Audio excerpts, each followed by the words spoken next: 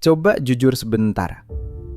Anak-anak kita hari ini masih banyak yang belum lancar membaca, belum paham makna teks sederhana, masih bingung menghitung pecahan. Tapi di saat yang sama, kita bicara tentang AI, coding, dan masa depan digital, seolah semua masalah pendidikan sudah beres.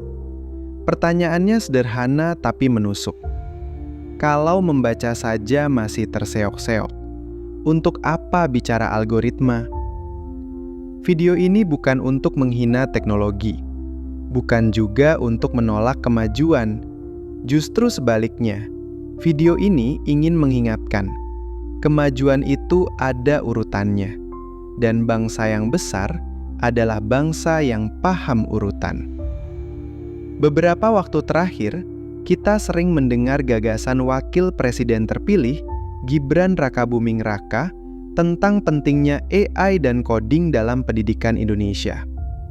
Sekilas terdengar keren, modern, visioner, dan memang di atas kertas itu tampak seperti langkah maju.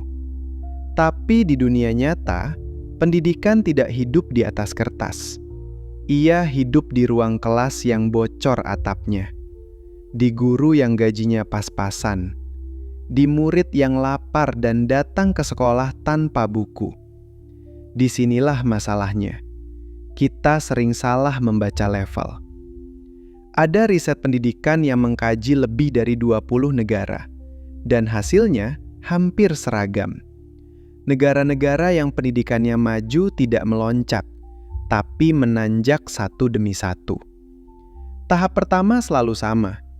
Ketika pendidikan masih lemah, fokusnya bukan teknologi, tapi literasi dan numerasi. Baca, tulis, hitung. Kelihatannya sederhana, tapi justru inilah fondasi peradaban. Tanpa fondasi ini, semua kebijakan di atasnya hanya dekorasi. Tahap kedua baru bicara soal kualitas guru.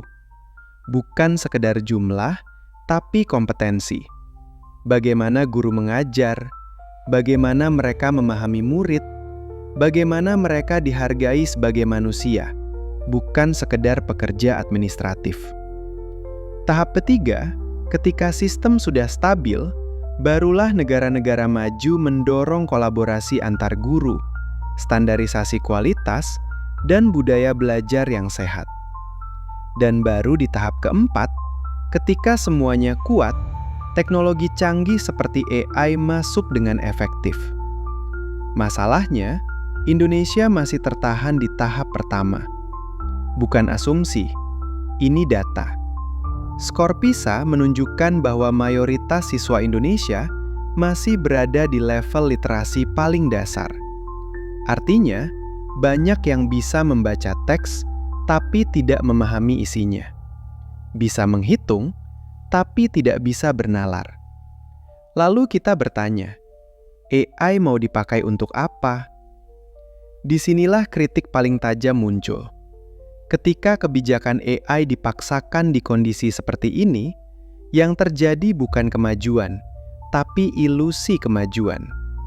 Sekolah terlihat modern, ada laptop, ada pelatihan coding, ada seminar bertema masa depan.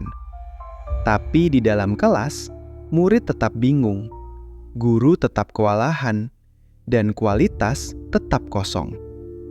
Ini seperti memberi kalkulator ilmiah pada anak yang belum paham perkalian. Bukan membantu, tapi membingungkan. Seringkali, teknologi dijadikan simbol politik, bukan alat pedagogis. Kedengarannya hebat saat kampanye. Tampak progresif di media, tapi tidak menjawab luka di lapangan. Mari kita belajar dari Singapura. Negara ini sering dijadikan contoh sukses, termasuk dalam program Smart Nation dan AI. Tapi ada satu hal yang sering dilupakan. Singapura tidak langsung lompat ke teknologi tinggi. Puluhan tahun lalu, mereka fokus brutal pada literasi. Buta huruf diberantas dengan disiplin. Guru diseleksi ketat, dihargai tinggi, dan dilatih serius. Tidak ada kompromi pada kualitas dasar. Setelah fondasinya kokoh, barulah teknologi masuk. Dan ketika teknologi masuk, ia tidak membingungkan, tapi memperkuat. Sekarang bandingkan dengan Indonesia. Kita ingin hasil Singapura, tapi tidak mau menjalani proses Singapura. Gibran sering menyebut bahwa AI dan coding penting untuk membangun computational thinking. Secara konsep, ini benar. Tapi ironi terbesar ada di sini. Computational thinking justru belum dipakai dalam membuat kebijakan itu sendiri.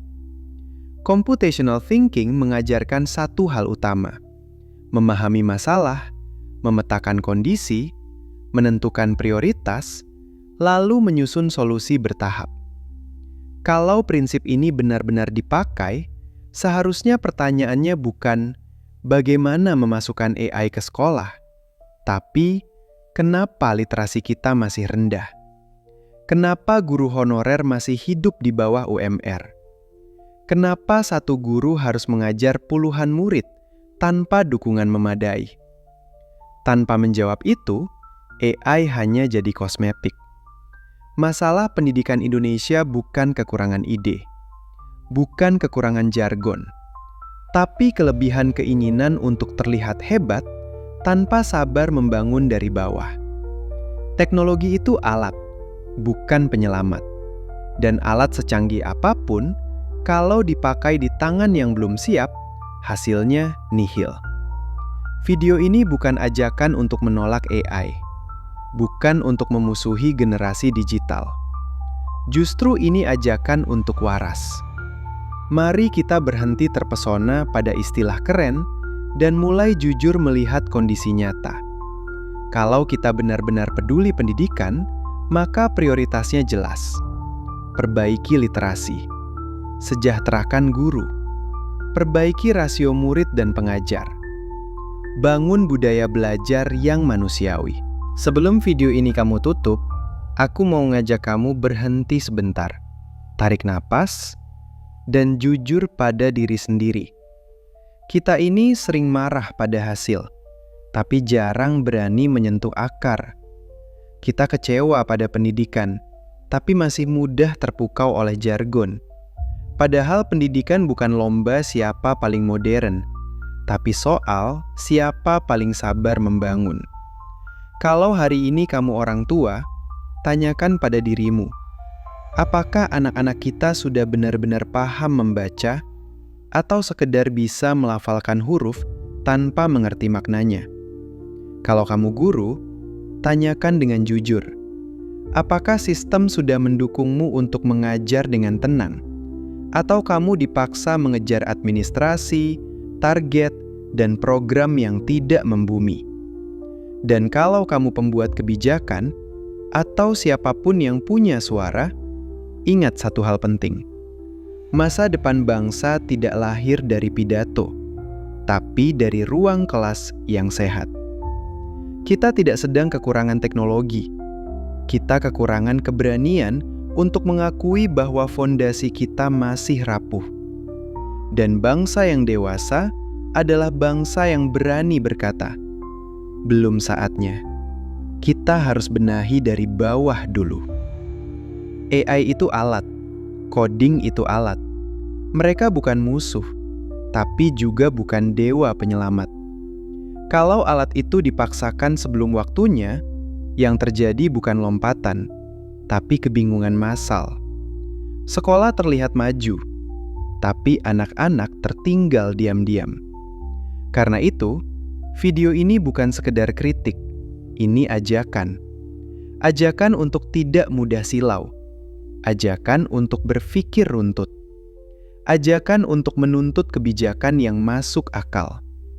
Kalau kamu setuju bahwa pendidikan harus dibangun berlapis, bukan dilompati, sebarkan video ini. Bukan untuk menyerang siapapun, tapi untuk membuka percakapan yang jujur. Tulis pendapatmu di kolom komentar. Bukan caci maki, tapi argumen. Bukan emosi, tapi nalar. Dan kalau suatu hari kamu punya posisi, sekecil apapun, ingat video ini. Ingat bahwa tugas kita bukan terlihat canggih, tapi membuat anak-anak benar-benar mengerti. Indonesia tidak butuh pemimpin yang sekedar bicara masa depan. Indonesia butuh pemimpin yang paham tahapan menuju masa depan. Kalau kamu merasa pendidikan Indonesia harus diselamatkan dengan akal sehat, tekan tombol bagikan. Karena perubahan besar selalu dimulai dari orang-orang yang berani berpikir lurus di tengah hiruk-pikuk pencitraan.